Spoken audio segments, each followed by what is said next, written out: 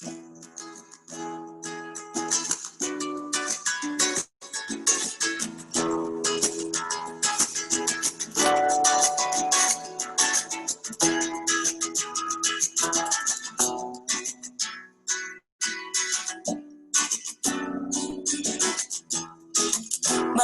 of my soul, plans to let me see. You have given me all that I need to set me free. Mother of love, lover of my soul. You have given me all that I need to make me whole. Mother of my soul, soul to set me free. You have given me all that I need to help me see. Mother of love, lover of my soul. You have given me all that I need to make me whole. Mother of my soul, plans to let me see. You have given me all that I need to set me free. Mother of love, lover of my soul. You have given me all that I need to make me whole. Jaya Jagadambe, Jai Jai Jai Jai Ma. Jaya Jagadambe, Jai Jai Ma. Jaya Jagadambe, Jai Jai Jai Jai Ma. Jaya Jagadambe, Jai Jai Ma.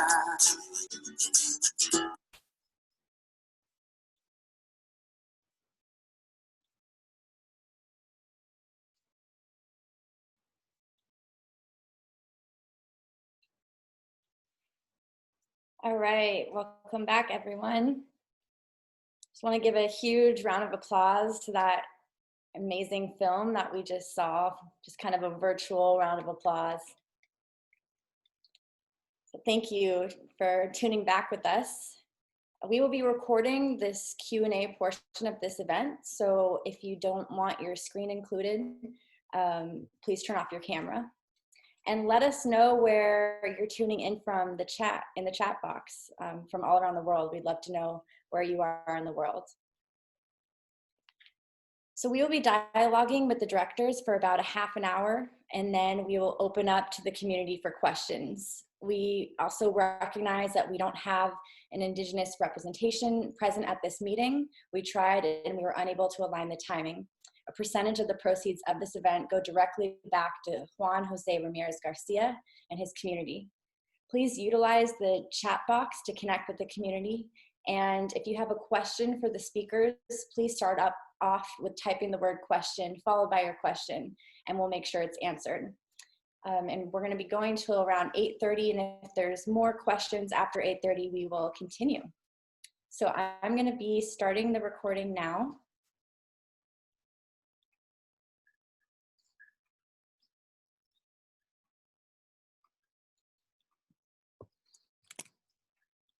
Okay, great. So welcome back to the San Francisco Psychedelic Society. Thank you for viewing episode 2 of Shamans of the Global Village, The Road to Wirakuta, with José Luis Ramírez and the Peyote Cactus. As we find ourselves in unprecedented times and a world which is much more fragile than ever currently, we need to listen to the elders, to the planet, and to the medicines that she secretes to bring us back into the right relationship. Let's re-enchant ourselves with the song of the world and the power of shamanism in these transformative times.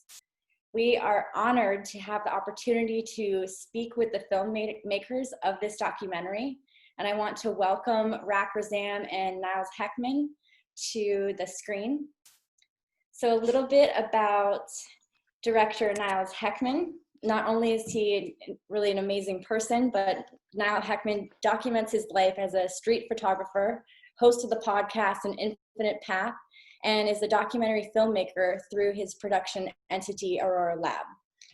He is the director of the 2018 feature film Transmutation and the documentary series Shamans of the Global Village, which began in 2016 and is ongoing. And a warm welcome to Rak Razam. Rak is a true pioneer in the psychedelic space and a leading experimental journalist writing about and helping shape the emergence of a new cultural paradigm in the 21st century. Not only is Rak just truly such a gentle, sweet, compassionate soul, he's also the author of the critically acclaimed book, Aya Awakenings, a shamanic odyssey, and the companion volume of interviews, the Ayahuasca Sessions, and he is a frequent lecturer on ayahuasca and the shamanic revival sweeping the rest, and is the writer and the host of the documentary series, Shamans of the Global Village. So welcome both Rak and Niles Heckman. And I want to also mention Juan José Ramírez Garcia, who is not able to be present with us today, but he is the key figure in the film. Juan José Ramírez Garcia is a man of knowledge via his cultural roots and experiences. He has participated in projects at an international level for the defense of the territories related to his culture. He is a musician, a doctor, peasant of labor, while having a name which symbolizes the sacred candle and the Wirakuta language. He has formulated a curriculum of devotion to his habits and customs that evidences the search for universality of being. So welcome Niles and Rak to the screen. Thanks, Danielle. Can you hear me okay? Yes, we can hear great. you. Thanks for having us. You know, this was, it's nice to do it under this structure. I know this is a little bit kind of unprecedented times, and we find ourselves somewhat like uploading to the Deus Ex Machina through screens, and not necessarily the best way. This term social distancing is so rubbish because we're such social beings, so it should be called temporary physical separation or something until we all unite again in person. I agree with you. Yeah. And it feels like we're united more than ever with this global community here. Yeah. I think it's a great opportunity. Go ahead. Yeah. I didn't hear you for a second. Yeah, it's a great opportunity. I mean, this has been really wonderful. I think it's my first watch party I've actively participated in. But what a great format for us all to be able to come together from across the world and to synchronize at this one point in time and to share this content. Like, you know, the conceit of the show, the thematic sort of focus is not just shamanism, it's the global village. And it's how do we connect from the wisdom of the earth through the caretakers of the medicine people that are in indigenous communities to the students and the seekers who are interested in shamanism and the earth medicines, and then further out into these virtual networks to spread the message and to help people understand that these pathways exist and that these relationships exist within them and within the connection to the earth. So thank you to the Psychedelic Society of San Francisco and to Danielle and to all the crew who have helped put on this event so far. It feels like a great success. Absolutely, and thanks for collaborating and partnering with us. So I'd love to start this off with, I'm curious, why a series? Tell us about the series. Yeah, you know, just to hint on that real quick, I mean, this is a very uniquely done series, right? Because most shows one might watch while uploading to, you know, Amazon Prime or like Netflix, or these things that have big budgets and are made in one chunk of an entire season and are, you know, banged out in some set of time with numerous, you know, hundreds of thousands of dollars, if not $1 million budgets. But this is just kind of Rak and I's hobby as being hobby filmmakers. So as the first episode came about a bit through just alignments in our lives together in 2016, we just made this pilot episode for this series. And I will credit Rak as being a very creative person. And as somebody that has a podcast that talks a lot about creativity, I will give Rak an amazing credit for many of his internal experiences. You see a lot outwardly manifesting, since the inside is the cause and the outside is the effect. So this series was one of his many, many, you know, mind dumps, probably from some other place, of like, let's do a series on, you know, being representatives or not being spokesperson for indigenous people, but let's use our two skill sets to make something that can help share these insights. So we put together the pilot episode in 2016, and this series is just kind of made when we can scrounge the resources together to do another episode. So here we are about 4 years later, having actualized episode 2, because each one of these things is a monumental undertaking. You know, to make a documentary film is a massive, massive amount of work. It's like climbing Mount Everest every time. And so this is something that's kind of a slow drip series. We had a long time between episodes. Hopefully that will not that time frame will continue to get shorter as we keep doing episodes, is the plan. But it's been a beautiful synergy of both of our skill sets, and also we find ourselves like weaving our own spiritual paths through the pilgrimages of making these episodes. And did you encounter any? I'm sorry, go ahead. I'd just like to say that, essentially, the path never ends, right? So where do you draw the line? But, I first, to try to condense it down, I first transited into the shamanic world from the more countercultural psychonautical world, I'd say in 2006, when I first went down to the Amazon and was discovering and writing about ayahuasca and the lineage of the indigenous Peruvian traditions. But then, basically as that journalism turned into a book and then later a film with Aya Awakenings, I realized that there was this whole intergenerational movement. And, a lot of the labels and a lot of the catchphrases that even I use and we all use in these communities, like old world, new world, indigenous, Westerners, they're handy labels to separate us, but ultimately we're all one people. But what I recognized was that there was a large Western, what I call the global shamanic resurgence happening.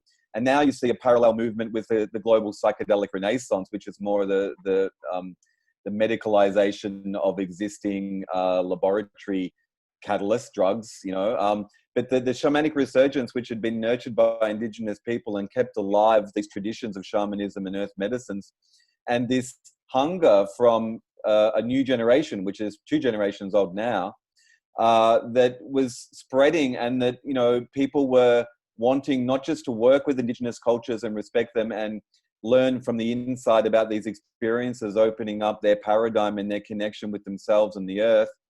But there was this seedbed happening where many Westerners were taking on board the great responsibility of being practitioners or healers or neo-shamans, as we might split the definition, or, working with it. But there was basically a global village, and there was this interesting demographic explosion of shamanism that I was like, shamans of the global village. So it was always percolating. It's the phrase that's in the Aya Awakenings book.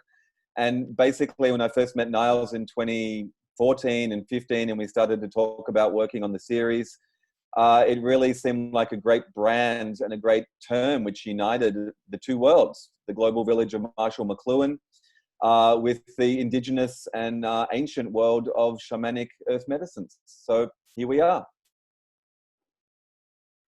I'm grateful to be here. Did you encounter any challenges while doing these first 2 episodes? Yes, monumental. It's kind of like we laugh at that. I mean, again, getting anything done is stratospherically difficult. I mean, there's so many people that try and start something, and finishing is the hardest part, right? So getting anything that's crap done is hard enough, let alone something that's halfway decent, let alone something that's really good for a very small budget. So this is a series that, of course, is a passion project.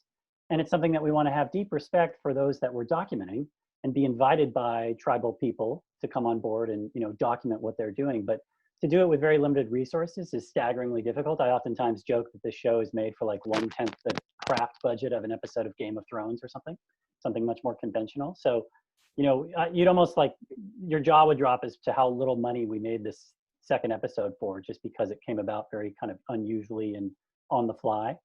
But, big challenges stem everything around that, around logistics, getting it to happen, finding the right people to practition with or to focus on, which, Rak can highlight more. But every episode is this monumental undertaking, and it's a huge life growth process to do each one as well.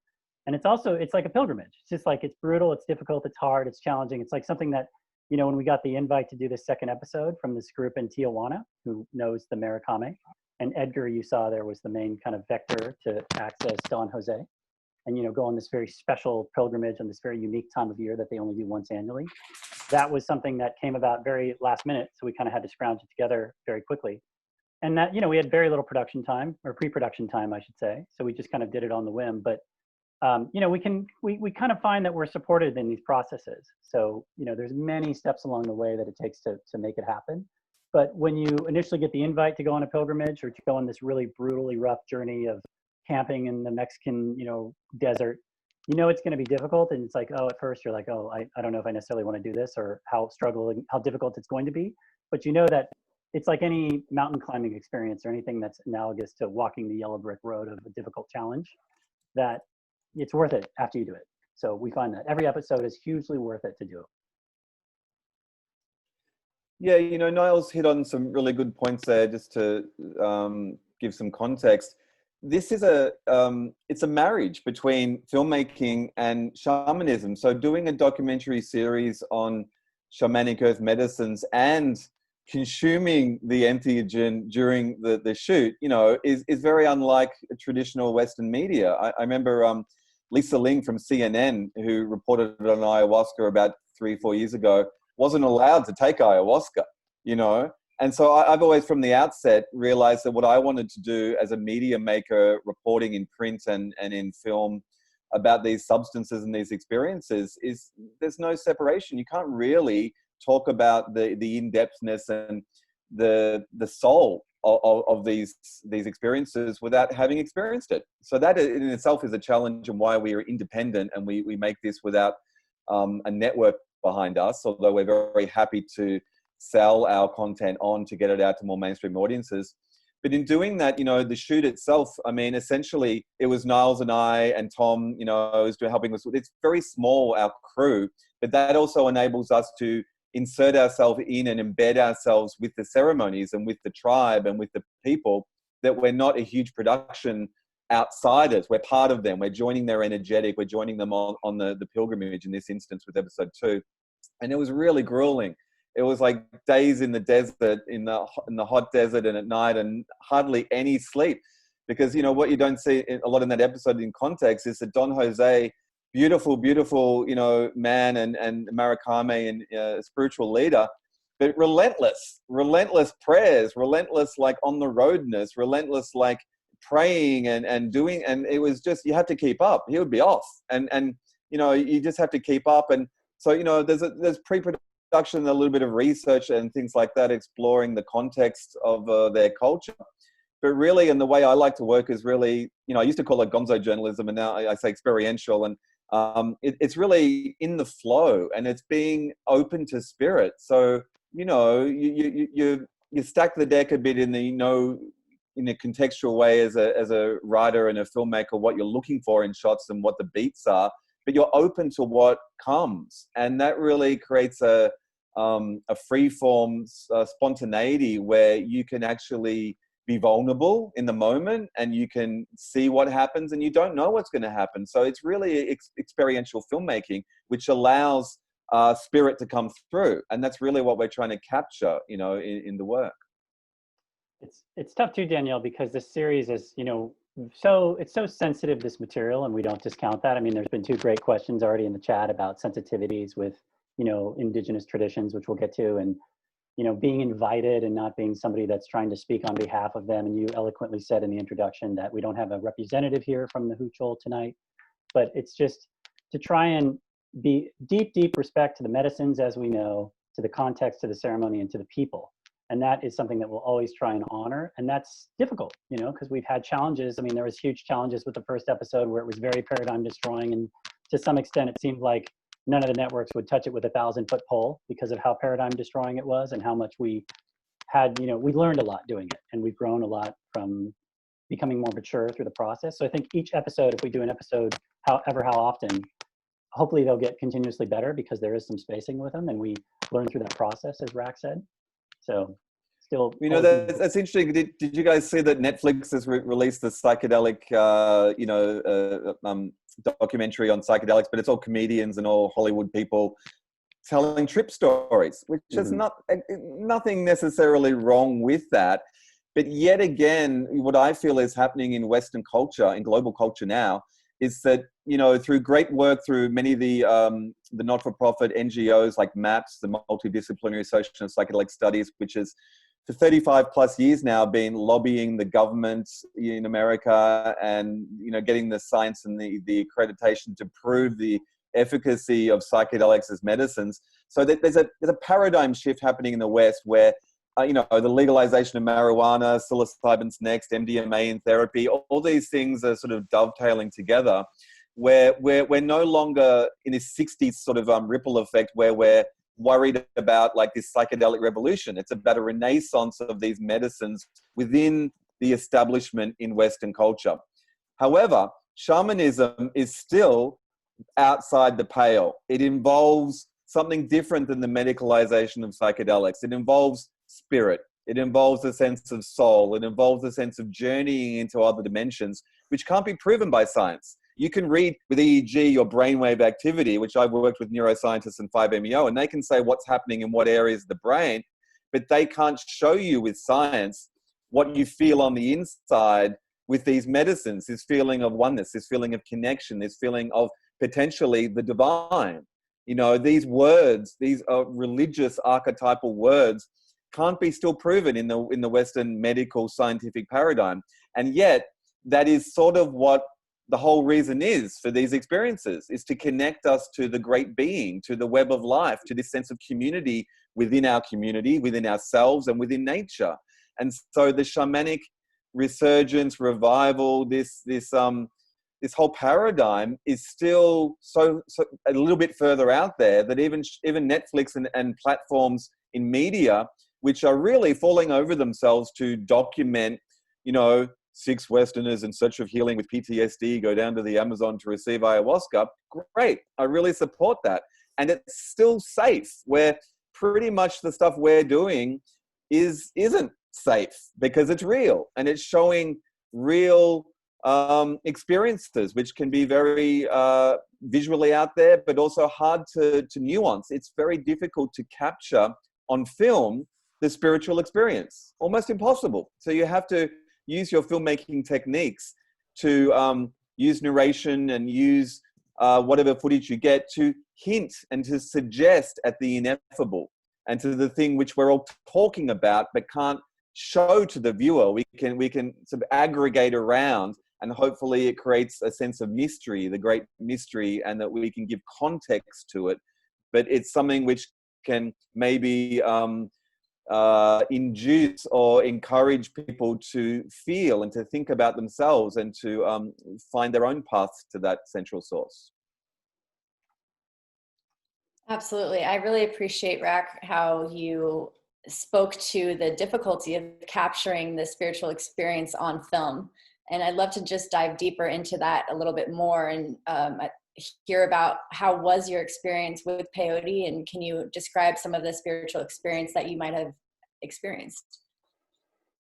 Go ahead, bud. Yeah, well, I'll go quick, and then Niles can say something too, because he has a more visual appreciation in his filmmaking techniques. In the context of the shoot, it was 3 hard days, and by the time we got to the end of that ceremony and that night with like no sleep for 2 days, I took the dose they gave me, but I didn't double up or anything, and I was really tired. So, I found over the years, if I'm in ceremonies and I'm tired, I just relax a lot, and it's more quietening the mind and opening the heart. But it was beautiful in the sense that, and we say it in the film, it's a group prayer. It's a ceremony where men, women, and children of the community. This is potentially the difference with the West. There's no shame. Not only no shame and no stigma of the Richard Nixon war on drugs instigated in 1971, there's a sense of openness and a sense of belonging, a sense of being home with the tribe as you take the medicine. So that was a really good setting to do the peyote medicine in. And at the culmination of the pilgrimage, for putting in all that hard work, it felt really rewarding.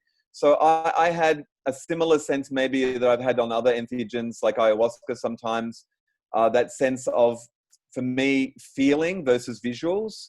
It wasn't a heavy visual experience, where it can be if you're on the right dosage, and Niles, I think, can talk more about that. But for me, it was all about this sense of feeling and feeling reconnected through the portal of my heart, to all of nature, to this oneness, to this feeling of connection. And it really felt as if I could feel nature.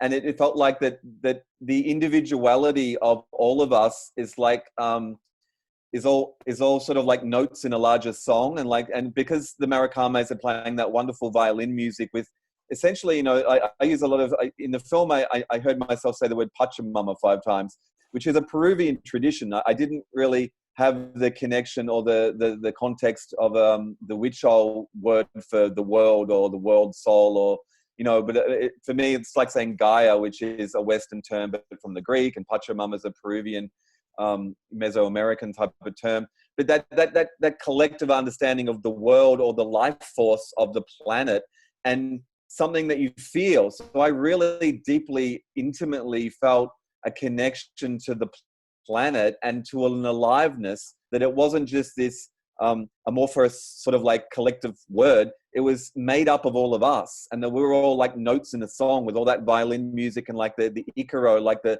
vibration of their song in that ceremony, which was transmitting an energy and weaving together through all of us as our hearts were opening. And that as our hearts were opening, it's like our hearts were the notes in a song, a collective song. And that song was like the world song. And so these are things that you feel. And these are things which can be deeply meaningful to you, but might not sound that dramatic to someone else. But it's something you have to experience, and it's something which the ceremony gives you a set and setting and a container to experience and to unite us all together. And so that was really that heart opening and that interconnection between all of us and the web of life, which was very profoundly felt for me with the grandfather medicine and peyote. Mm-hmm. Yeah, and I think probably most episodes of the show, if not all episodes, will feature Rak probably partaking in the ceremony. And I'm, of course, kind of the guy behind the camera, but I do find myself at the end of the shoot partaking in it a little bit as well. And I think in the Carlos Castaneda novels, he was speaking that Don Juan would have him take a mescalito in these, a lot of buttons, a very quite heavy amount of buttons. So I found myself eating a few buttons on the night as well after we were basically done shooting that ceremony. And it's a beautiful, beautiful experience. I think that, a lot of people talk about ayahuasca being very feminine. I found it to be a very masculine experience. And it was very visual because I happen to be such a visual person. But it was very much like, this greater high frequency overlay of the desert, where you see this kind of sentient, sci-fi biodiversity of everything. It's like you put on your augmented reality goggles and everything switches into the most like saturated, luminous, alive version of itself, from what is usually this kind of dim, dull, gray, kind of sad, dry looking cactus turns into this amazing totem of a wonderful saturated creature that's interacting with you and giving you data. And that is a beautiful experience to have. And I can see why the Huichol people have such vibrant, beautiful, saturated, dress, and how they choose to portray their many, many eons of this peyote experience through the legacy of what they externally put on their clothing.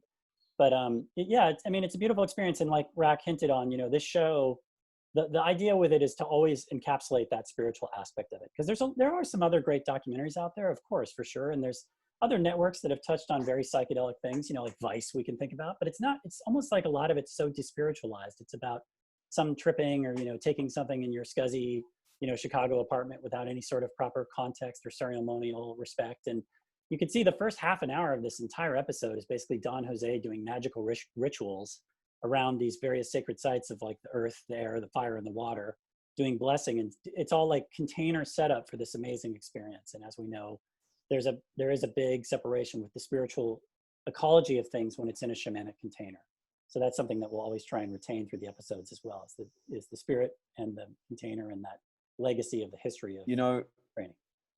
If anyone wanted to go to shamansoftheglobalvillage.com and download the 3-hour media content episode, there's some extras in there, the director's cut where we do narration. But there's also this great audio podcast that Niles and I did where we talked about the visuals a lot.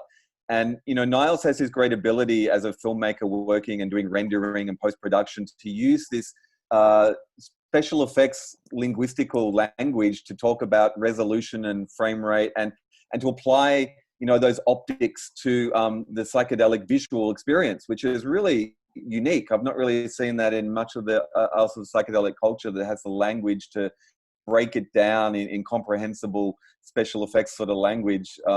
But in that, what I realized is that and this would be applicable to psychoactive medicines that are visionary, like the peyote and like the DMTs. It felt to me that in Niles and I's conversation, you can hear in that podcast, that it's almost as if the earth is, it's all alive, and that the plants and the mountains and everything has a unique energetic signature. And we're sort of trapped in this, I mentioned in the film Default Mode Network and this channel of reality, in our consciousness. But it's also a UV light spectrum that when you open up on these medicines, you're shifting not just your vibrational state and your channel of your egoic consciousness to open up to the vast spectrum of reality, which is there on the other channels, but your ability to see. And so what we're seeing, I believe, and this is my interpretation, is that on things like peyote, what we're seeing in the visionary state with closed eyes is the energetic signatures of the other living creatures of nature, which are there, but they're on an energetic level in the UV spectrum because they're alive and they're not necessarily random. You're sort of seeing a representation of the landscape around you and the living creatures, which is shifting and morphing and changing, as you're witnessing it. It's a really interesting train of thought to go down. And it almost feels like we potentially have the technologies now, if we were to apply them to the spiritual experience, to capture and to mediate and understand a bit more of what is going on those visual levels. Well, that sounds so unique to be able to capture that experience. And I feel like you two captured some incredible parts of that experience, such as the sacrifice and how the sacrifice, cultivates the sacred, and really showing the community and the lineage that we're presenting in this film. So I have one last question, and then we will take questions from our community. This is sort of a two-part question. What are your plans for the series overall, and how can the viewer help the Huichol people? Do you want to talk about the series, and I'll hint on the other part too? Yeah, so, essentially, sort of as we described before, Niles and I do this with our own resources as independent filmmakers, which means we don't have a lot of money to do it. So we rely upon the community, and we're growing our mailing list, and we're really asking everyone not just to help us support the show by downloading and buying the episode, but to spread the word in their networks if they enjoy what they see, and to encourage people to join our global village community as filmmakers.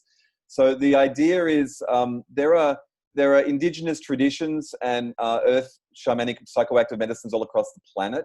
A lot of them are concentrated in countries like Mexico. There's another potential episode there with psilocybin mushrooms and maybe even Salvia divinorum. It's funny because geographically, they're all around the planet, but with climate change and with cultural change, there are clusters where there's more predominance of psychoactive medicines with traditions that are still extant. We hope to get to Gabon in Africa to work with the Iboga root bark and the Bwiti tribe that are there.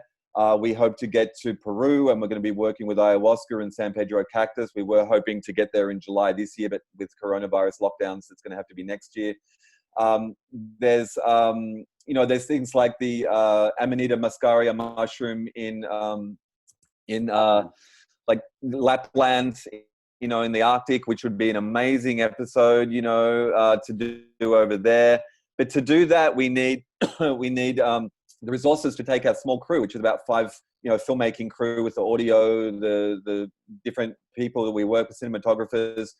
We work on the most lean budget there is. We pretty much essentially don't really get paid to do this.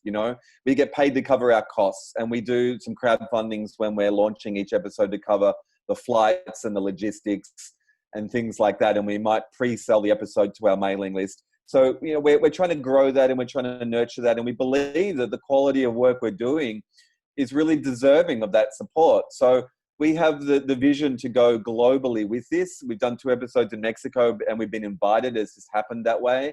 But there is a global scope, and there's about 12 episodes in all. And maybe Niles will put up, we've got an episode info pack which lists the different medicines around the planet and the countries they're going to be in, to give the community an idea of what the scope is and what we're planning. And we really want to do that. If we could do 1, even 2 episodes a year, that's still going to take another 6 years at a minimum to get this done. So it's a long-term effort, and I think it's good to do that. It's quite unique in filmmaking, because we're asked to come. We're vetting the people we work with, and we're researching the communities, and we're not sort of like trying to rush into getting 12 episodes done in a year, you know, to pump it out for Netflix. Although we will be open to Netflix, you know, and with that support we could. So it's a community effort, and we hope that we can show the scope of global shamanism. And you know, we saw with this episode with Don Jose, his style was very different from Octavio Redig in episode 1, and different lineages or different lack of lineage in episode 1, and a very traditional lineage in episode 2. And episode 3, we're hoping to work with the San Pedro cactus in the Sacred Valley of Peru. And again, that would show the lineage of the curanderos that work there with it, and with a Western practitioner who is part of their lineage. And each episode is going to have a little bit of a different sort of tweak to it, because there's so many different aspects to global shamanism now. But what we feel is the basics is these medicines come from the earth. They have been caretaken by the role of the medicine man or woman in their indigenous community. We want to feature both indigenous medicine people and this new wave of Western practitioners who have have an indigenous lineage, have the permission of the indigenous peoples, and are training either as Westerners or modern indigenous people, and are bringing it out into the world. There's lots of different angles and lots of different nuances to explore. So we really look forward to doing that in the years ahead. Yeah, and to, you know, address your other question, Danielle, because that's almost like the most important question of this entire evening is like, there's no real simple answer to talk about how we can all, you know, put one foot forth to help indigenous people, because the Huichol are one of about, I think it's like a dozen tribes, Rak, in Mexico that are indigenous. The Seri were the tribe that we featured in the first episode. And it's almost like any answer to how we can be part of a solution instead of part of a problem for how indigenous people move forward is kind of applies to indigenous people all over the world, right? Because we see that they're so impoverished, you know, and basically they had a traditional way of life based upon barter, but because of the intrusion of, you know, imperial doministic culture, their way of life has been really shattered. And it's very much like a crumbling house of cards. You know, most of them have little to no money. I was just reading an article that they don't even have money to buy soap, a lot of the Huichol, and they might have a potential problem with, you know, the latest lay of the land with the dynamic of coronavirus perhaps spreading through the community, or like many people in corporate crony gangster capitalism today that are in struggle and subsistence, and, you know, massive misdistribution of wealth problems where like six people have half the wealth on the planet, while millions and millions of people are just absolutely in abject poverty and struggle. You know, indigenous people are obviously seem to be on the bottom of the totem pole a lot. So in terms of something like COVID-19, you know, COVID-19, when they were already struggling, and now something like COVID is making it even more economically difficult for them. So without just saying like it's something where we could throw money at them and give them PayPal, you know, send them a PayPal, even though that is an immediate thing that we are going to be doing for like the proceeds of this, for example, to help Don Jose and his immediate tribe. You know, there's 30-some thousand Huichol in the mountains, you know, in that area of Mexico. So I think it's more of the dynamics of a very multi-leveled approach of like including indigenous people in the discussions of land use, you know, applying laws that ensure land rights are protected. We hear dynamics where some indigenous leaders trying to speak at the latest like United Nations discussions, and they're not even allowed in, which is obviously very gross and misaligned and off balance. And, you know, we have lacking equilibrium in terms of giving indigenous people the right spokesman level of speaking on, you know, their territories and their lands and how affected they've been. But then also, I mean, it's just basically not aiding in this kind of commodification of the elements we see. We're like, we just had an episode that you saw where Don Jose is working with all these elements in a very like specific ceremonial way. And then, you know, he's working with the water at this very sacred site. And then Nestle's trying to sell us corporate water, stuff like that. So this, you know, hierarchical centralization of the gross dynamic of what's going on with systems from the top down that are really not benefiting most people. It's like, it's almost like we just need to get back to remembering, like Rak says, doing ways that more indigenously aligned with chopping wood and carrying water and permaculture and biodynamic farming and these things that are kind of thinking globally, acting locally. And I think those types of things will more long-term have us 1 foot into the system and 1 foot out, so that it's more like we're living in slightly indigenous ways as we still move forward with certain things on the leading edge technology-wise. So it's a really complex issue, and I don't have a really beautiful, like, simple answer. But you know, it's a much bigger discussion, and some of the comments I've seen have really raised good questions about it. Absolutely. And how can we, you know, develop a type of reciprocal maintenance where we're giving back to the indigenous communities on a level that's consistent and not just, you know, a one time? And how can we develop that relationship, that ongoing relationship? So I'd love to start to incorporate some of the questions from this incredible crowd here tonight. And I'd like to start off with Ian's question. The question was, are we assuming that culturally specific terms like Pachamama and shaman have universal application? And does that actually honor the traditions in which these terms belong, or does it detract from them? Good question. What a question. Do you want to speak to that, Rak? You've spoken to that before, I know. Oh, or can... Okay. Yeah, go ahead. I'm on. Well, this is a fundamental question. Thank you, Ian. And I think it's pretty answerable, frankly. So words, they're just words. And words are powerful. Words can harm, words can hurt, and words can heal. So we have to be careful with our words. So essentially, all the indigenous cultures have their own languages and they have their own words for this. And that's why in this show, we use as an overarching word the Western construct of shaman. And, you know, this comes up a lot online and different aspects. It's complicated in the sense that the Western culture, or what has evolved into the Western culture, and when we say the West, it goes all the way back to about 1000 AD when Constantinople got taken, and what was west of Constantinople became Western culture versus the Eastern culture. You know, history is full of the absorption of language. And so modern Western culture, you know, basically in an anthropological sense, created the archetype of the shaman from Mercy Eliade in his book Shamanism, which came out around late 40s, early 50s. And it's come from the Siberia Saman, the word Saman or medicine person for their community, who didn't even use psychoactive substances. And that classic book, which is still the cornerstone book on shamanism today, didn't really represent plant or earth medicines because it had a 1950s prejudice against altered states, which goes back to the churches and, you know, what they did in the old world when they discovered plant medicines is they slaughtered, you know, the populaces which practiced it and thought it as the work of the devil and witchcraft because of their own prejudices. So again, the language is all embedded within this historical narrative. So you know what? I love the word shaman. I really like it. It's powerful. And I don't find anything wrong with it. But I think embedded within the etymology of that is the historical stain of what we did to the indigenous cultures and to the medicine people, whether they called them Maricames or curanderos or brujos or whatever, right? So I think that you look at what the West does, it homogenizes everything. So we have this blanket term shaman, which gives a blanket term understanding for this archetype that the West had almost eradicated from the old world because it was threatened by it, of essentially 3 or 4 things. A shaman is a medicine person. It's potentially a healer, a walker between the worlds, a priest. There's all these trace elements of different archetypes of what the role of the shaman is. But, you know, there's been so much discussion over the decades of, do we call it something else? There's been this political correctism of trying to step around the whole thing.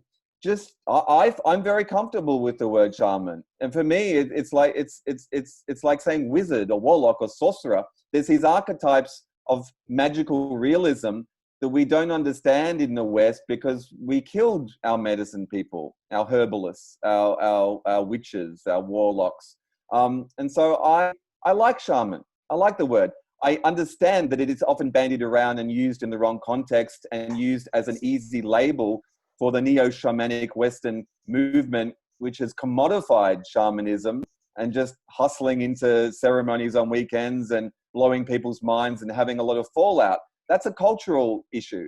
But in terms of linguistics and in terms of the etymology and things like that, I don't mind it. And for me, as I said, thank you, Ian, I saw in your comments, I use the word Pachamama quite a lot. And, it's potentially out of context in this episode talking about the Mexican witch-owl tradition, but I didn't have a word in their language for Pachamama, that has been absorbed into my lexicon, like the word Gaia, which we also used in the show. And so I think that, the more words, and you could say, is this cultural appropriation? Am I appropriating the word Pachamama? Am I appropriating the word Gaia? I think if I use it with respect, and that if I use it, in the right context and give context to it, I think that we're all children of the one planet, and that we need to use language to get beyond language and back to the heart. And so these are complex issues that we've touched upon just in this one discussion. And there's no easy answers, but I think we need to share a common language and to give respect to where that language has come from, and the history and the blood and the turmoil, which is all embedded in that journey. So, yeah. Beautiful. Thank you, Rak. So we have about 7 questions, and I'm just going to be reading them off in the order that they were received. The next question is from Peace and Love in St. Paul. Question is, how often are these ceremonies held, and what can we do to help protect indigenous medicines and lands from far away? Which I know we covered a bit. Yeah, this pilgrimage is done annually where they do the collection, which is what we saw. So I think they're carrying these massive amounts of peyote back to the tribe. And then do you know how often back in the tribe, Rak, they're partaking in the medicine? Is it something they do infrequently, or? I would think it's a special. So again, I mean, peyote is a special, they're all special medicines, but in the cultural context, because it's endangered, and, there's a lot more coverage of the endangerment of peyote in the American tradition of the Native American churches and, their usage. But in the witch-owl tradition, they go on these pilgrimages once a year in mid to late March to get enough peyote for their communities for the year. And they take the peyote regularly in their communities for different ceremonies because they sacralize everything, births and deaths and growing crops and different aspects. It's not something that is separate from their everyday life. So they need a lot of the material. And so just in brief, we were very privileged to go along, and there's this sort of awkward fit in a way between these indigenous communities doing what they need to do to retain their traditions and to teach their next generations and to have enough for themselves. And yet they do also open it up to within their networks and people that are interested in a very small degree. There are other Westerners who would pay to go on some of those pilgrimages, or they would conduct ceremonies for Westerners who are interested. And this is what we've seen springing up with ayahuasca, with psilocybin, with all the medicines, is that we're taught about these things, we're shown these things, we're told they exist. How do we get access to them? So, if you have an opportunity to do so through the interface of an indigenous person who has the permission and knows the lineages and holds a sacred ceremony, then I think that is the way to do it. You're not stealing the peyote, you're not going out. You can't go out to, for instance, Wirikuta, you need a permit and it's sort of policed and it's protected on many levels. But how do we engage with these medicines? So a lot of indigenous peoples had seen this power dynamic shift where they are engaging with Westerners and asking for a financial exchange. And that's necessary for them and that's regulated by them, so it's not out of control. But it does bring up a lot of teething issues about supply and demand, which are still being regulated, in the global village. And that's something that we'll probably hint on always, is just the ecological dynamics of sustainability of medicines. And, yes, there's not enough to go around for a lot of people. And like, if the tribe is doing it in their lineage of how they have always done it through the eons, it's like, that is something that we want to respect. But then, here we are, there's probably a shot or two in the episode where they're cutting the root of the peyote way too deep and not doing it sustainably, right? So this is something that we're conscious of. We're also, I don't think this is necessarily a question and to bring up a new topic, but we're also very conscious of balancing this out really well with feminine practitioners to make sure that there's an equal dynamic of male practitioners and then, beautiful, divine moon, alchemical moon, female energy as well in this series, right? So you have a equal dynamic of not just a patriarchal thing where it's all about the guys all the time, but we show, amazing female practitioners as well in their natural landscapes with, tribal heritage. So a lot of reoccurring themes that we're finding through this process. I really appreciate that balance, and yes.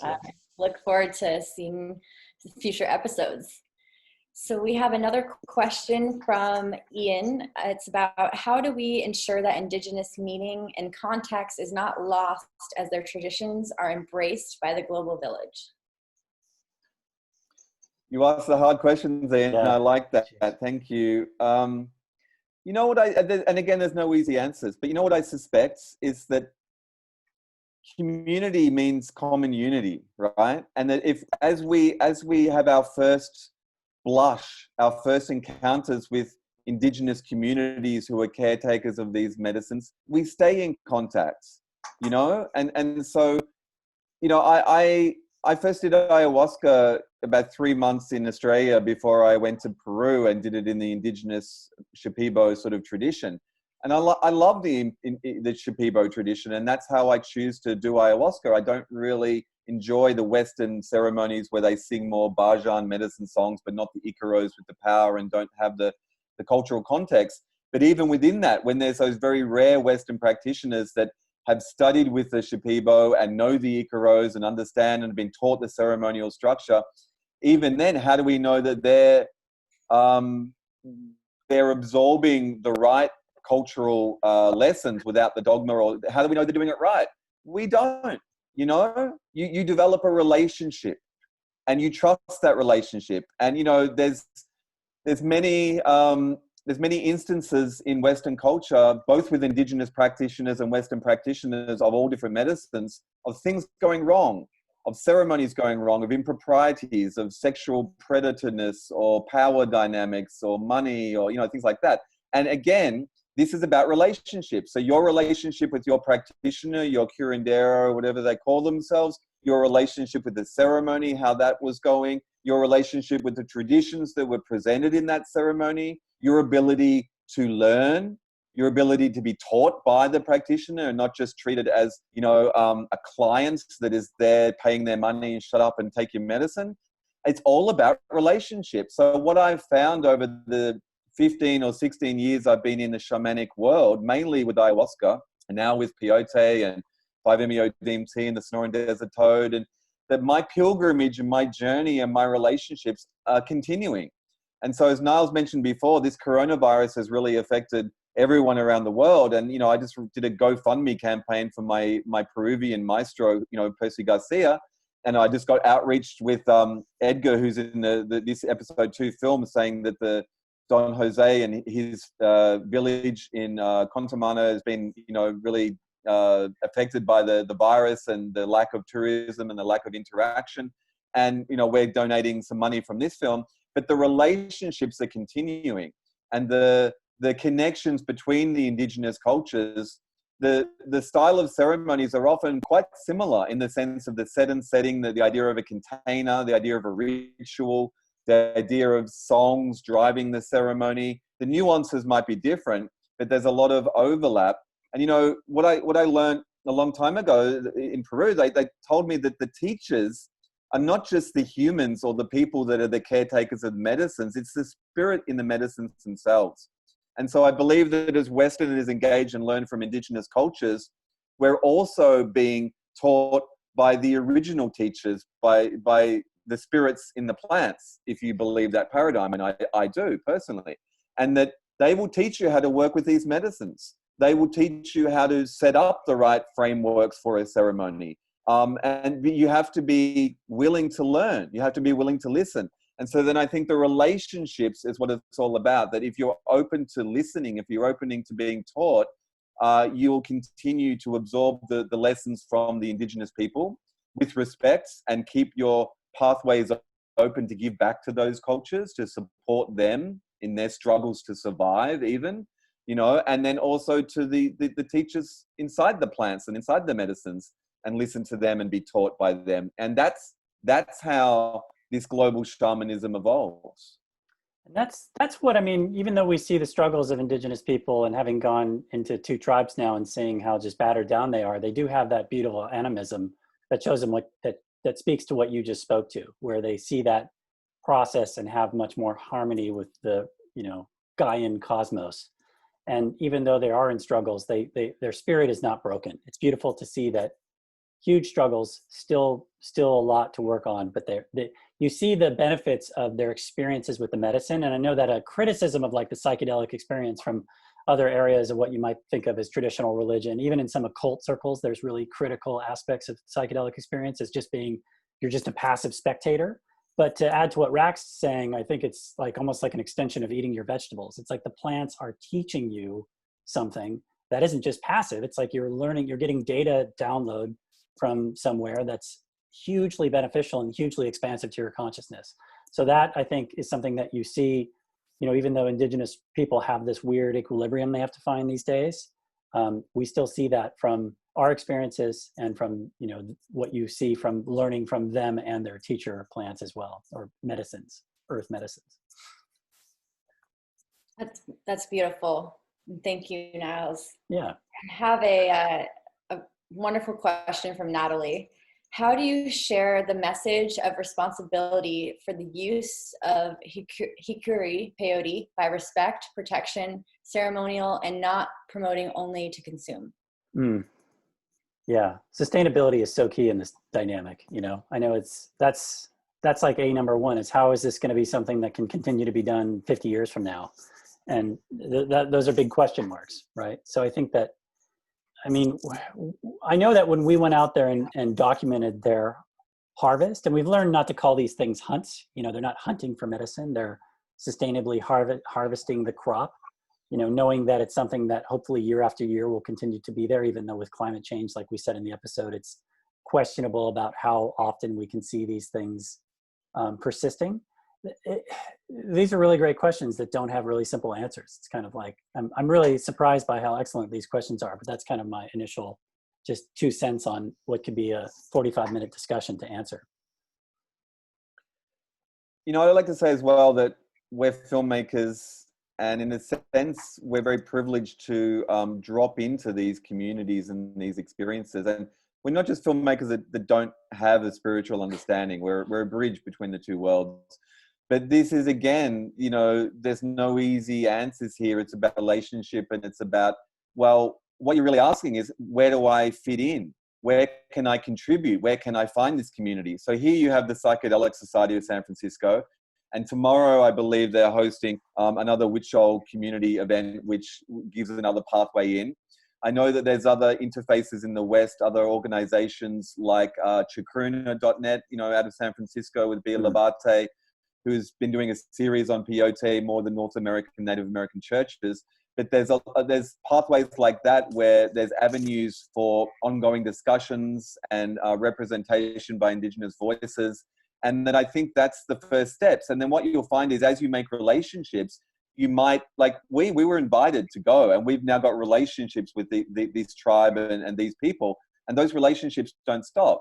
So, then maybe one day you get invited to go down to Wirrakuta or Mexico or the Amazon, or, it's through relationships. So you take the interfaces where you get them, and then you work on how you can do it respectfully. So if people want to work with peyote, again, we see in Western shamanic sort of, I call it the circuit, ayahuasca is being planted all over the world. There's, again, potential shortages even in ayahuasca in Peru, in some of the key areas. You have to now go upriver a few days to find ayahuasca because of the supply and demand. I know, working with the iboga root bark in Africa, that is, again, endangered. The supply and the demand is dangerous, because we want these things to be accessible to people, but you can only grow as much as the earth can grow in the time it grows.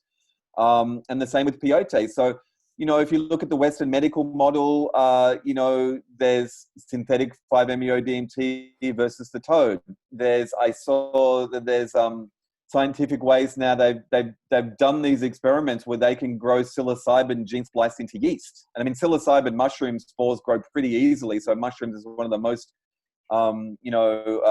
tangible ways to get en masse enough medicine out there for that substance.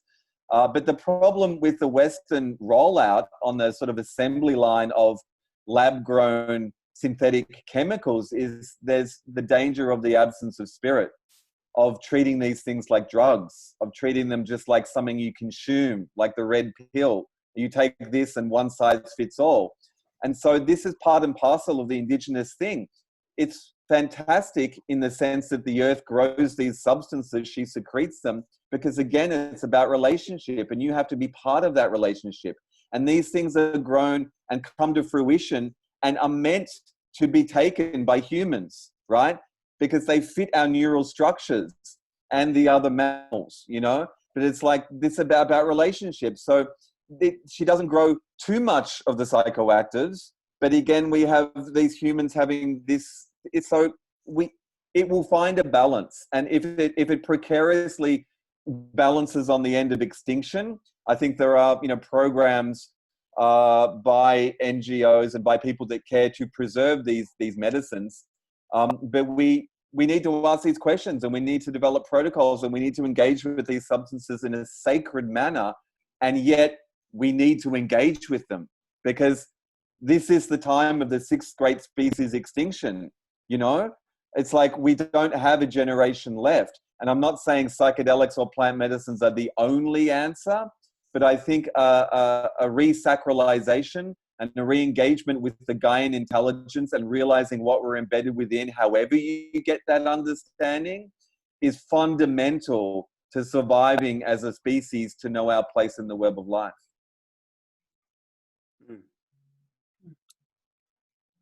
Absolutely. And we are the ones that we've been waiting for. Yeah. And it's always darkest before the dawn, isn't it? It seems like through times of in very difficult struggle, it's like, to know a problem is to half solve it. So once we can accurately identify what's really going on, it's like we're halfway there, I think, a lot of the time. So that's a dynamic where it seems like when we have so many hard times and so many people are in abject, it seems like low on Maslow's hierarchy. Any day where you're not in complete struggle and subsistence is a good day. And that's something that we have to remember, that just to make this series is a gift for us. So we don't discount that, or, to be able to do this is a huge beauty. So that's something that if we can share some insights, and hopefully it is a piece of cinema that's entertaining and, more importantly, educational, and helps become a piece of illumination instead of just like the dark sorcery of what usually media is these days. So the Joker spirals of disinformation, then that's kind of the goal. So hopefully we can continue to do that process.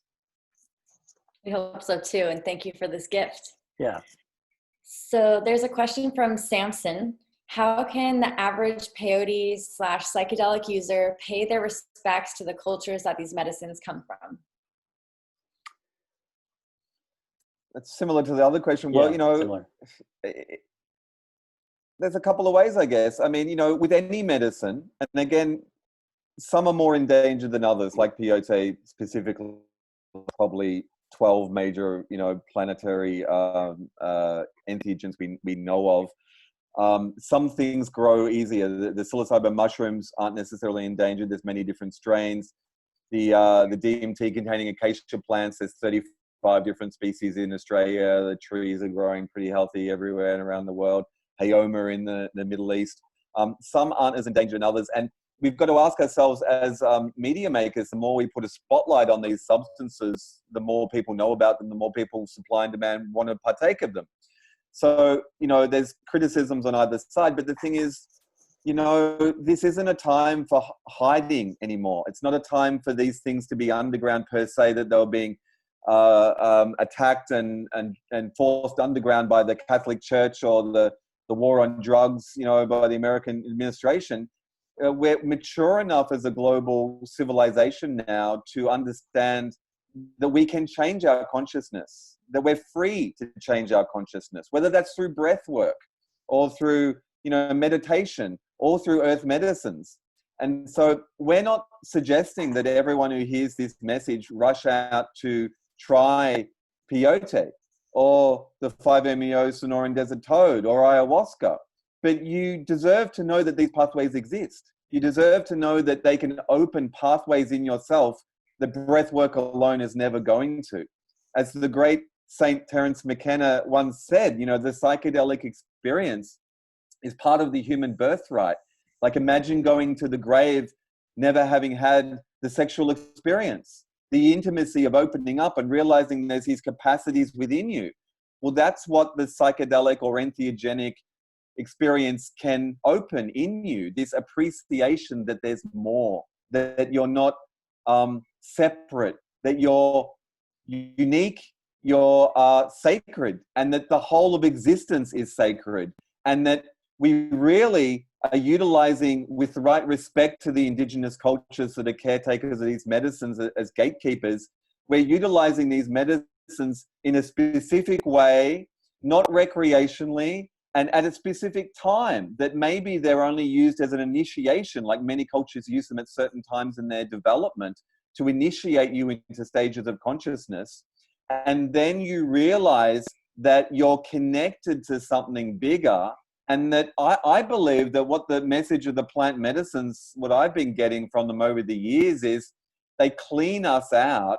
They quieten the egoic mind down enough that it can connect to the planetary intelligence, which is radiating its love out eternally, and help us to remember that we too are the medicine, that we can do this, that we produce some of the most strongest entheogens known of in existence, the tryptamines, N-N-DMT, pinealine, 5-MeO-DMT in the lungs and the cerebrospinal fluid, that we can connect to the sacred, that we're designed to do this, but we just forgot in this cycle of history, his story. And that this is the gift of these medicines that we think are external to us, but they're not. Because nothing is external. It's all this one great being.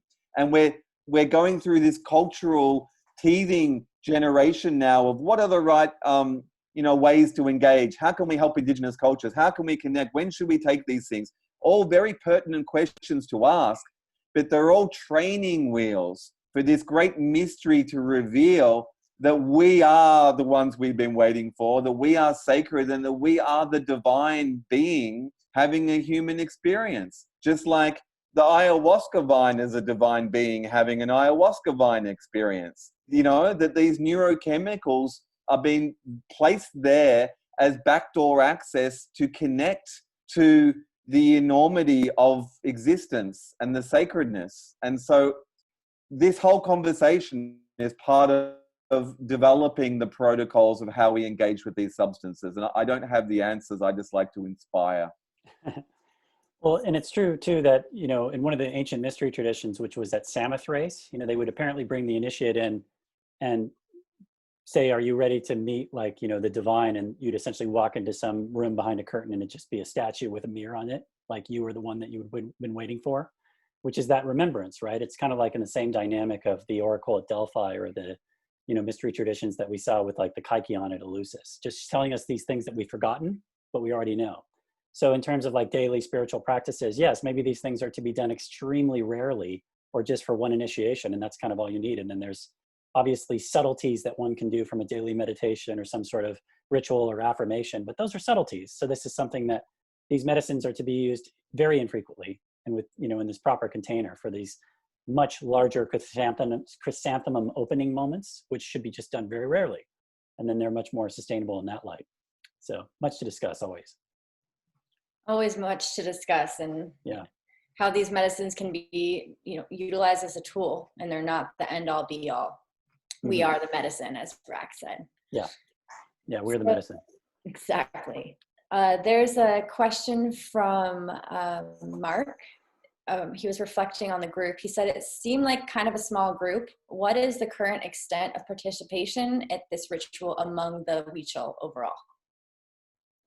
You know, that's a good point, because I guess there's some 30,000 Huichol. So we just saw a little, they're speaking to the group in the episode. We just saw a little section of this tribe, right? Because they go out on their pilgrimage in different chunks. So this is obviously just Don Jose and his immediate family. But there's been other documentaries that have highlighted much larger groups of the Huichol going out together. So this just happened to be a small section of a much larger, you know, starship of them. Yeah, that's the annual pilgrimage in March. But as Niles said, that it's I think it's around 10,000 people existing in what identifies as the Huichol Nation still. And of course, not all of them can travel the hundreds of miles back to Wirakuta in San Luis Potosi. So there's little, units to go out. And Niles said that's essentially Don Jose and his immediate family and supporters who went. And then there would be other villages from different villages going out at different times throughout that pilgrimage season when the peyote comes out. And it's more practical because, I mean, we had 2 little tour buses as well and a few cars. And that was just the way it did it to make it accessible and to keep it sort of practical. This is a question from Seafox. Have you guys applied for any funding and what has been the response? I think we're masters of reaching out to people and getting what I call a vertical network, Danielle, where you have less people that are very deep and sophisticated and enlightened that you connect with very substantively. And then this broad, shallow, kind of like J-Lo's Instagram baby pool of like millions of people that seem to know nothing about you or care about you.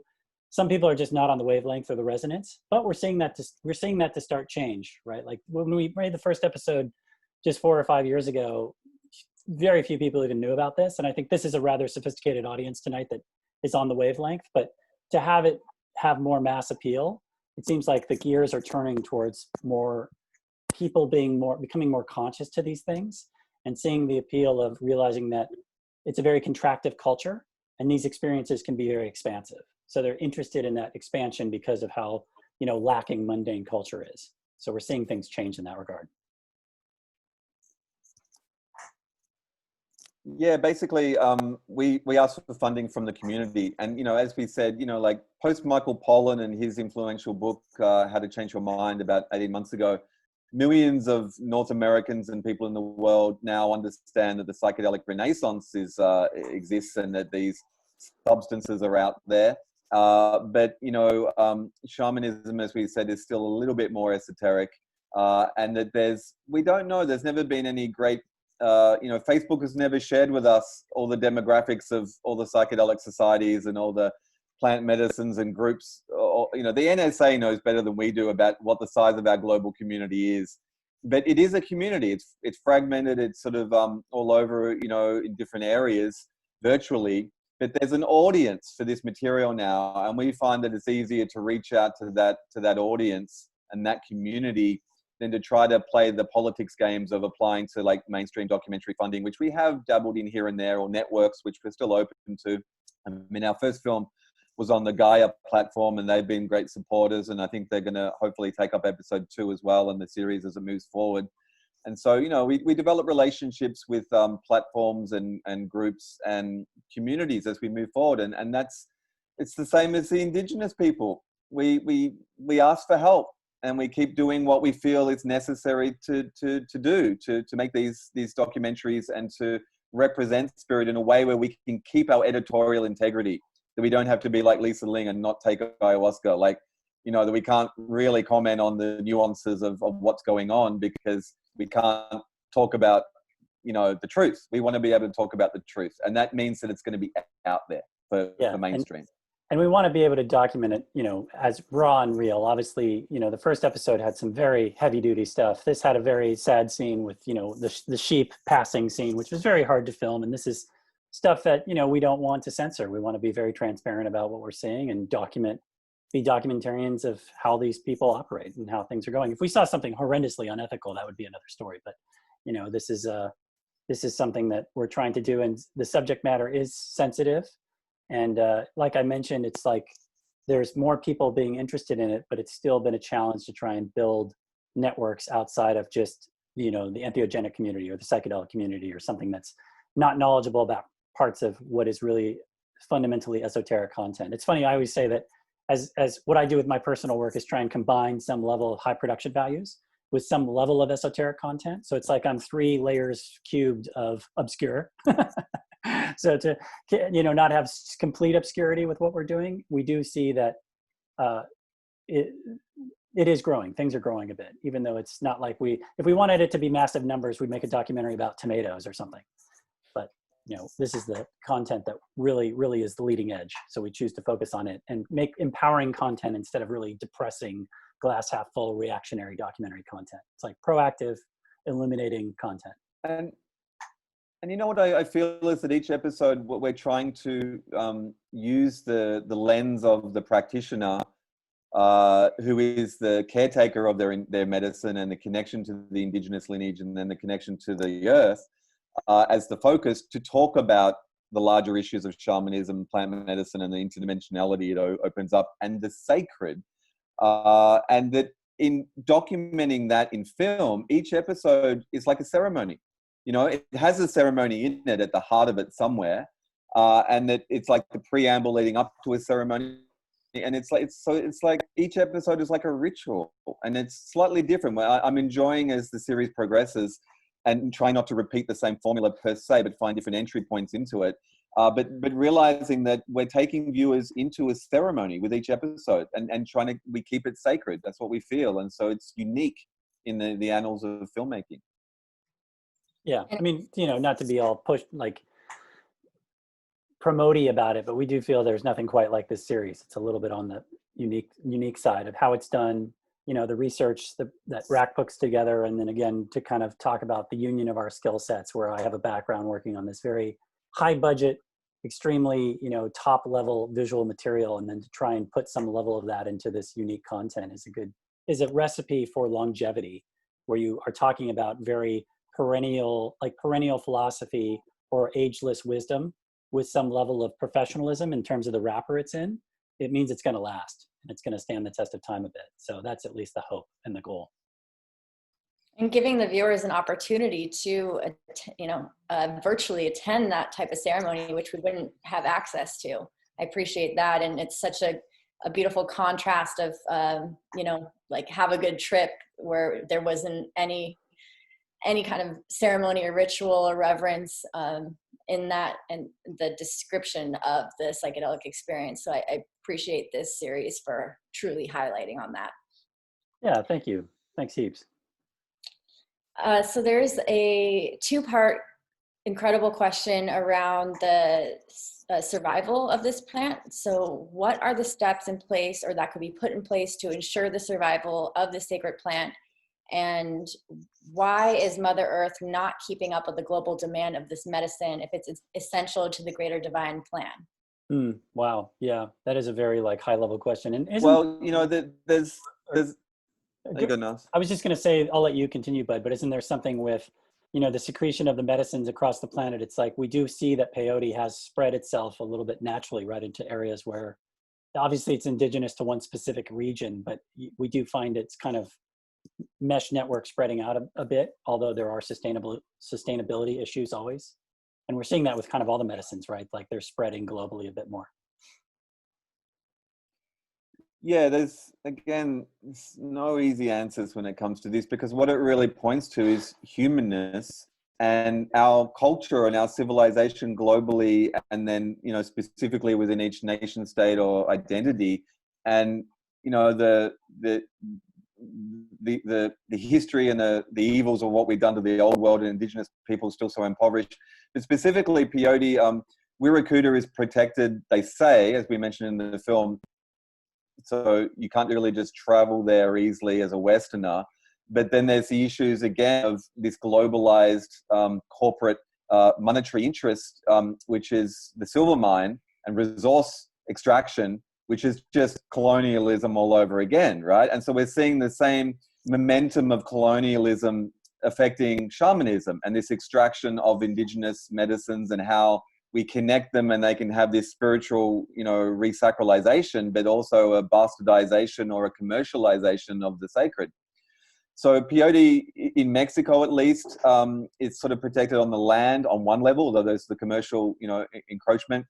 In North America with the Native American churches, I know it's a whole different kettle of fish, that there's, programs around probably both in Mexico and North America to preserve and graft and create conservation zones for the peyote. And that's the same with ayahuasca and other plant medicines. Is that the best a lot of people can do is to create conservation zones and protect the medicines and build up a reservoir of a medicine bank But then if they just sit there, those medicines, then the plant survives. But the whole purpose of the plant or the cactus and this thing, which in the Gaian web of life is to connect the humans as the apex predators back to the web, right? So if we're just random, like zombie apocalypse, ravaging the planet and devouring and killing not just peyote, but the whole web of life, we need a wake-up call. And these medicines have the potential to wake us up. So we need to protect them and preserve them, and we need to somehow engage with them to wake up. And as I said, they're not the only pathway, but they're a very dynamic pathway to wake up in a big way. But the other thing to realize is the supply and the demand is that the Gaian consciousness is intelligent. And why isn't she secreting more psychoactives? Well, we have this whole planetary transformation going on with the global warming, which is not just, it is obviously, human related on the carbon dioxide we've been through our, civilization and we've been putting into the atmosphere. But there's also, there's a great book that came out a year or two ago called The Sixth Great Species Extinction, looking at what the Anthropocene age and the human impact on the environment. But there's been 5 species extinctions where 90% or more of 97% of species have been exterminated before. And then the world replenishes. It's a natural cycle. The planet doesn't die. She just goes through these larger world ages of, getting rid of a lot of the species and then rebirthing. It's like a winter, then a spring, then a summer on a larger tract of time. So in one larger sense, this is natural.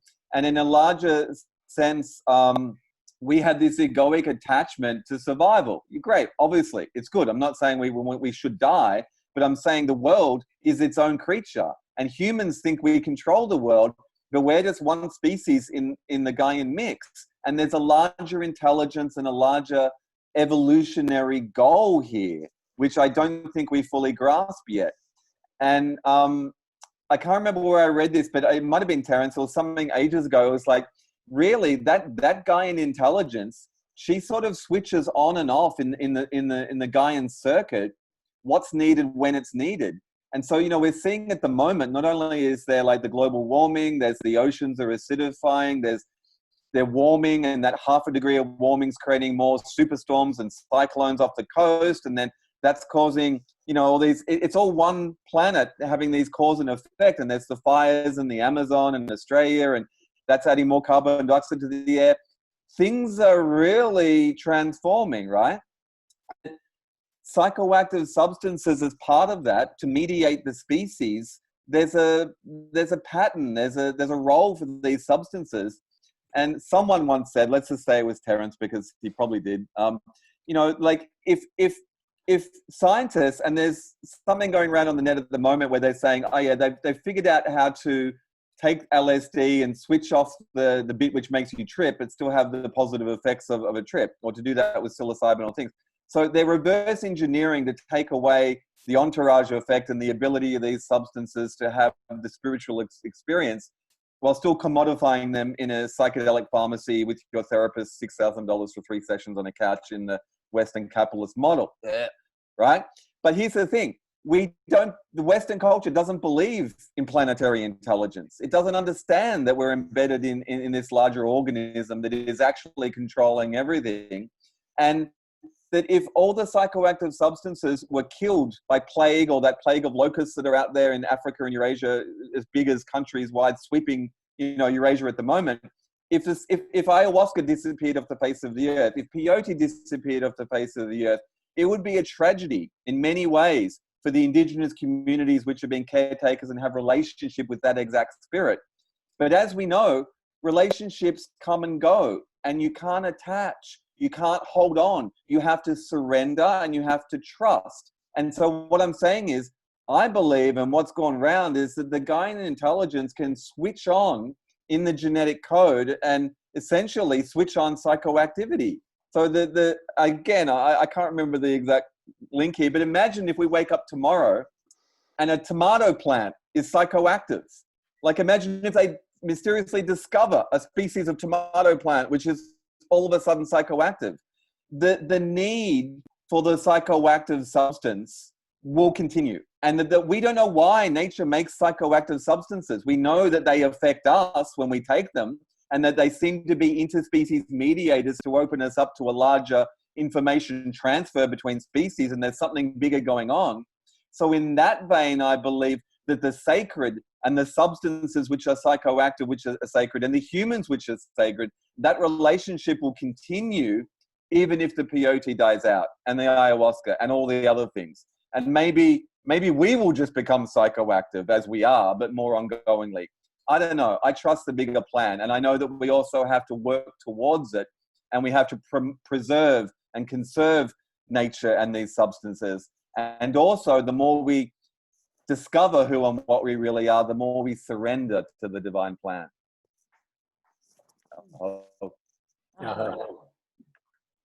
And trust in nature's wisdom.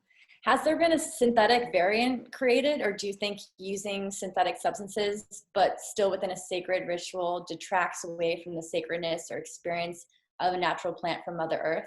And this is a question from Fox. Yeah, a whole nother long conversation. There was a lot of discussion of this on the first episode with synthetic DMT versus the toad medicine.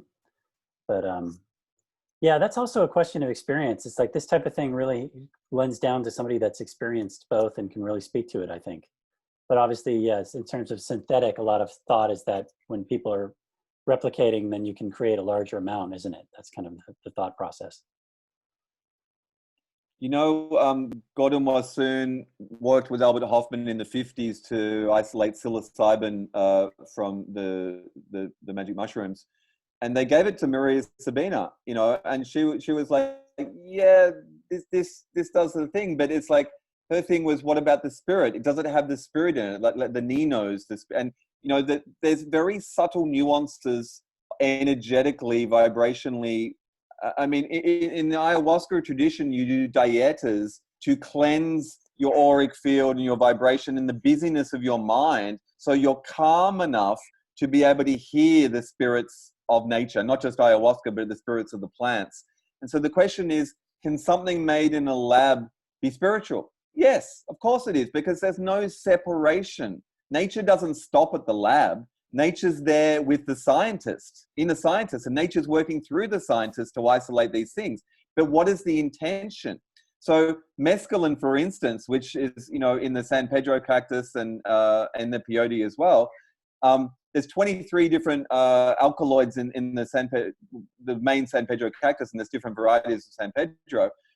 When you isolate just one for the active psychoactive like mescaline, that's one of the oldest things that science has had since the early 1900s. And they've isolated that and had pure mescaline. And, you know, Aldous Huxley used that pure mescaline extract to have his experiences that he wrote about in the Doors of Perception. And so there's not necessarily a separation of spirit in the isolated molecule, but there is potentially, without a lineage, without a container of ceremony, there's a potential to debase the usage of these substances, to take a synthetic substance in a recreational way. And I'm not against recreation. We've all done it, and we've all discovered these pathways because of it. But, you know, in indigenous understandings, they understand that you are initiated in many tribal cultures at a certain age in your adolescence with psychoactives, so you know your place in the web of life. And so it's not recreational, it's instructional. And I believe that the West just doesn't have the initiation ritual. And that's why we're self-medicalizing ourselves with these substances, because we're trying to heal, we're trying to connect, but we don't have the other half of the equation, the instruction, the lineages, the set and setting, the ceremonies. So, you know, if the substance is pure and not debased, there's a lot of recreational drugs can be mixed with things, or polydrug usage, you know, or done in messy situations. It's not just the substance, it's the container, which is the other great gift of shamanism and the shamanic cultures, of giving us ceremony, of learning how to pray, like in episode 2 here, of realizing why you take these substances, how you take these substances. So it's all connected. Well, it's also like a bigger philosophical conversation, like, you know, determinism versus free will, or something based upon, you know, the alchemy of how something is created by somebody in a lab versus like Gaia's nature creating it, as nature being the perfect teacher. but then is there really, that's just one step removed from nature by being somebody in a lab having made it. So yeah, a lot there for sure. Thank you. There is a lot there, and I wish we could do a whole topic on this. We could have a 10,000 hour conversation. Absolutely. There's a wonderful question from Kenyella. If your viewers can take away just one thing from watching this film, what would it be?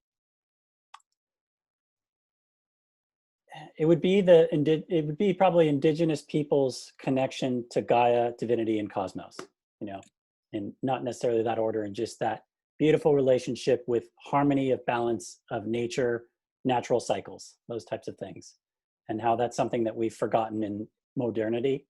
And that's what needs to be remembered if we are to continue on many moons into the future.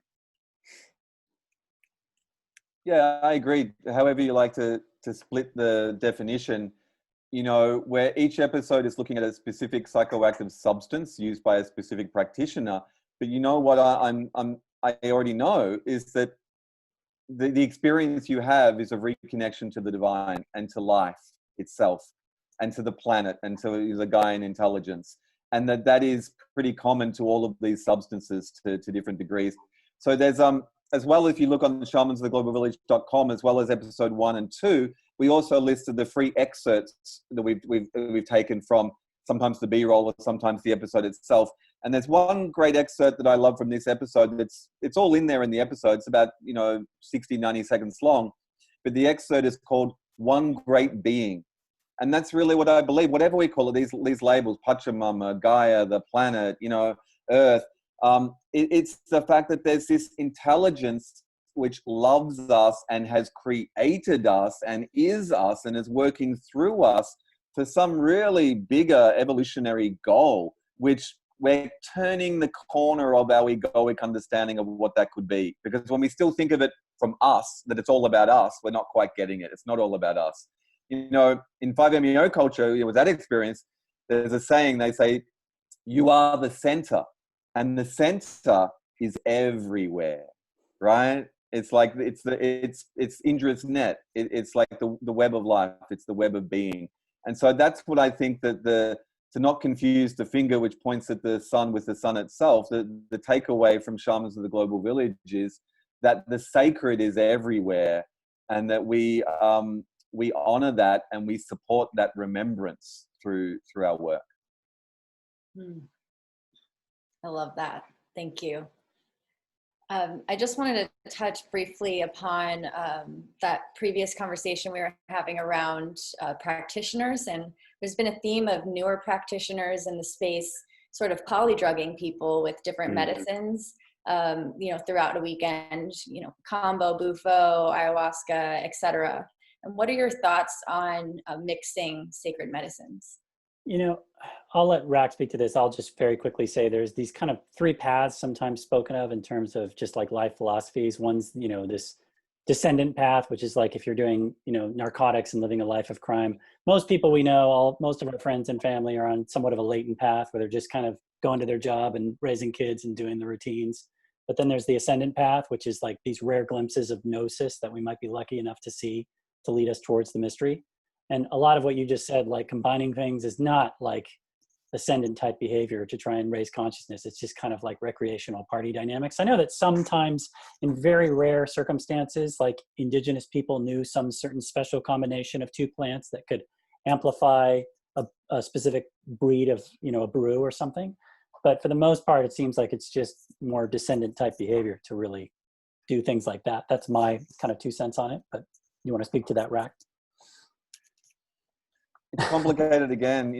One day I really envisaged that maybe there could be like a planetary medicine council, and we could all come together from all the different lineages and traditions and compare notes and share medicines. So essentially, to answer your question, that is that there's a marketplace in the West of commodification of these substances, and in a way, inevitably, how do we connect to these substances? So, Westerners who are utilizing them, serving different medicines in retreats or weekend or one-night ceremonies. Indigenous people who are doing the same, whether they're traveling through Western countries or people going to indigenous, own countries. there's a marketplace and there's a platform of engagement, which we're all still learning the teething issues of. And so many cultures have been caretakers of single medicines. Like if you work with, I mean, you know, in Peru, you know, you might be a ayahuasquero, which is just ayahuasca. You might be a vegetalista, and you work with hundreds of plant medicines, including ayahuasca. You know, I mean, all through South America, they use rape snuffs. They use mapacho in combination with ayahuasca. That has a very synergistic relationship in ceremony.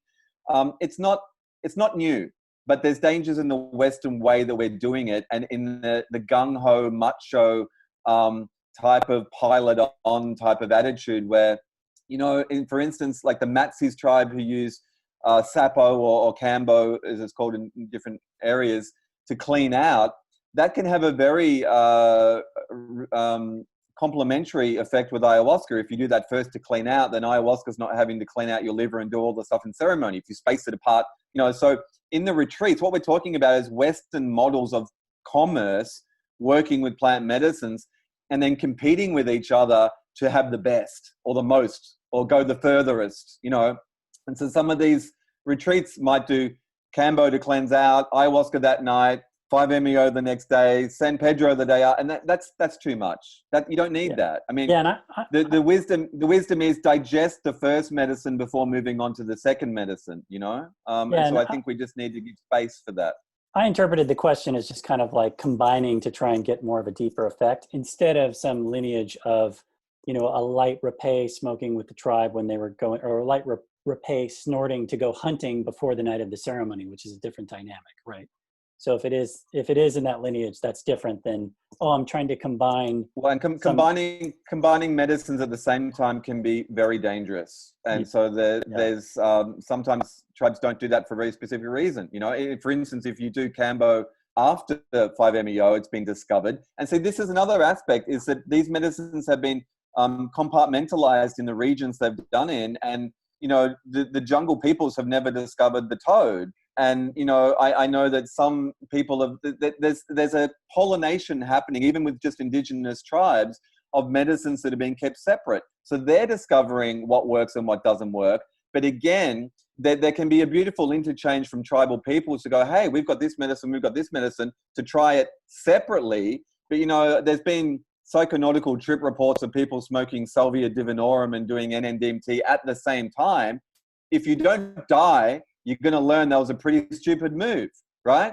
Because you don't need to. I mean, you got to be careful. I mean, there's got to be exploration, but please go carefully. And that's another reason to work with indigenous frameworks and support to not kill yourself and not do things in the wrong way.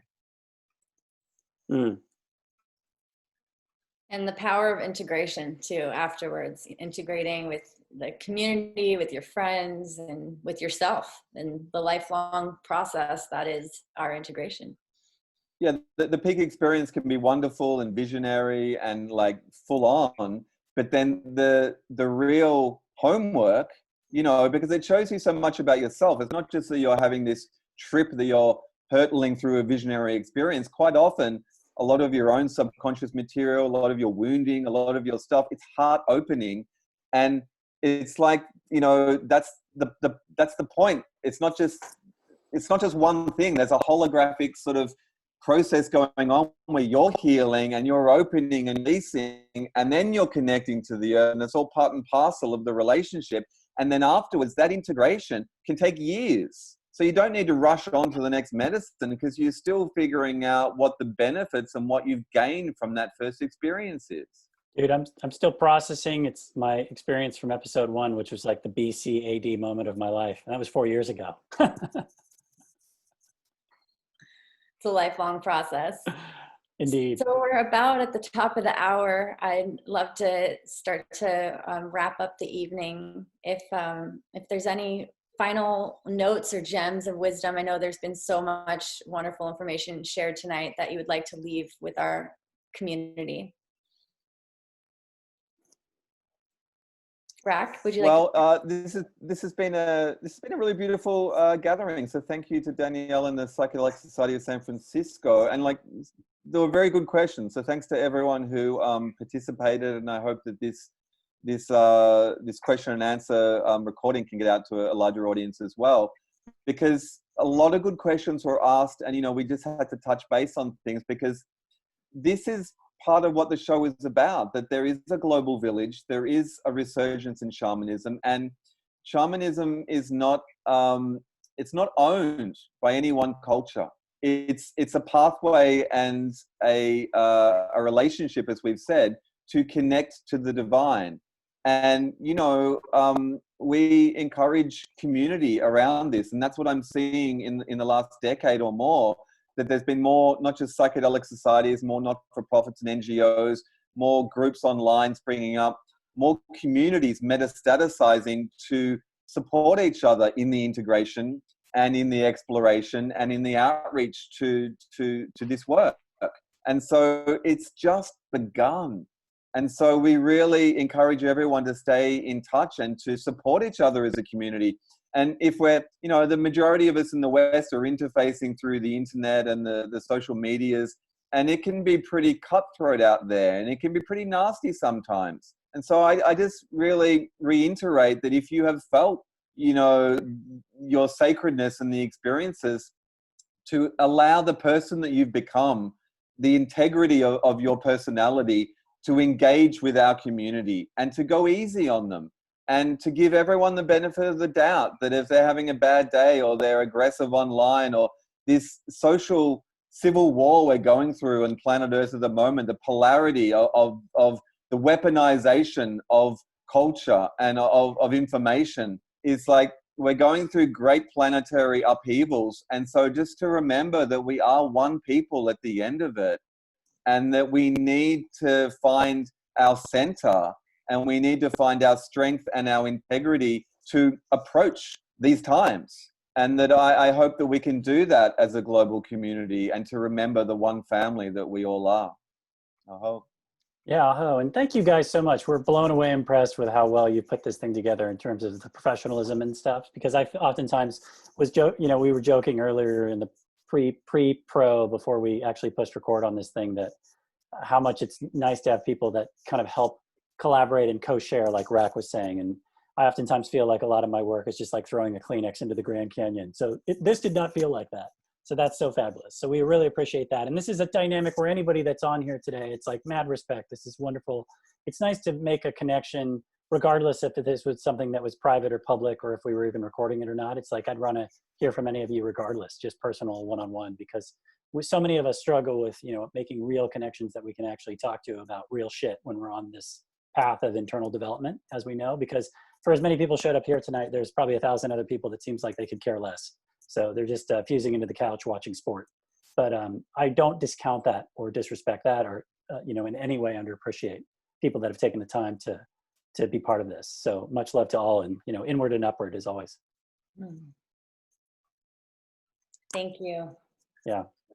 And thank you to our incredible community that has been here with us for the past 3 hours. And we encourage everyone to share this event with other people, let other people know about Shamans of the Global Village, and let them know about the Psychedelic Society.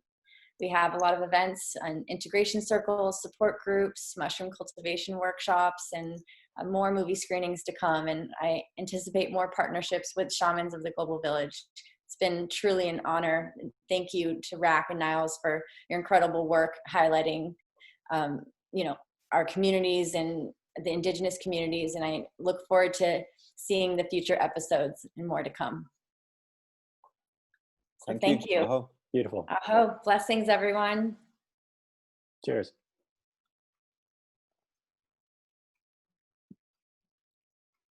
And also leave your email in the chat if you'd like to join our newsletter, and we will stay connected with you. All right. Awesome. Have a good night. Yeah, cheers.